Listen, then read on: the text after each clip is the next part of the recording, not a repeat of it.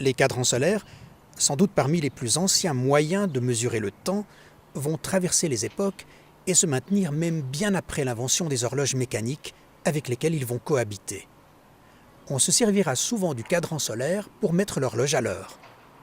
De nuit, au Moyen Âge, on utilise parfois des chandelles graduées, et la cire, en se consumant, rappelle les devoirs de prière et de culte que s'imposent les hommes de religion. Le mystère du temps est au cœur des rites, et la tentation est grande de dépasser le présent pour apercevoir l'avenir. Thomas d'Aquin, au XIIIe siècle, met en garde les fidèles. Considérer l'événement en sa réalité même avant qu'il ne s'accomplisse n'appartient qu'à Dieu. Seul, il voit dans son éternité les choses futures comme présentes. À l'époque où Thomas d'Aquin rédige ces lignes, les systèmes à roues dentées, dont le principe est connu depuis l'Antiquité, se multiplient, appliqués aux moulins et à de nombreux autres types de machines.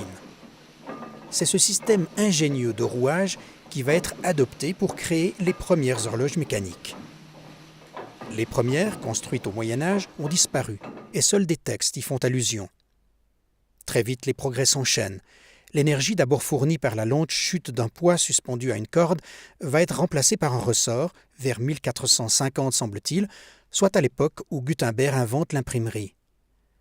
La précision est donnée par un balancier horizontal appelé folio, allusion à une danse folle que semble faire ce régulateur dans son mouvement de va-et-vient pour laisser échapper les dents de la roue.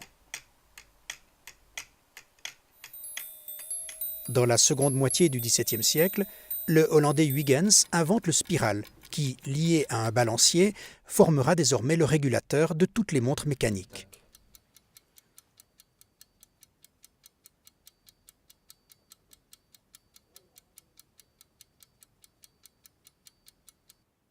L'enchaînement des inventions va permettre une mesure du temps qui ne se limite plus aux heures ni aux minutes, mais définit les secondes. L'industrie horlogère, qui se développe en Europe et atteint bientôt la Suisse en force à l'époque de Louis XIV, voit fleurir les créations. Outre la précision toujours mieux maîtrisée, c'est la recherche de la beauté qui fait de cette subtile mécanique un art à part entière. Les montres sont des bijoux, écrins d'argent, d'or et de pierres précieuses où se capture l'avance du temps.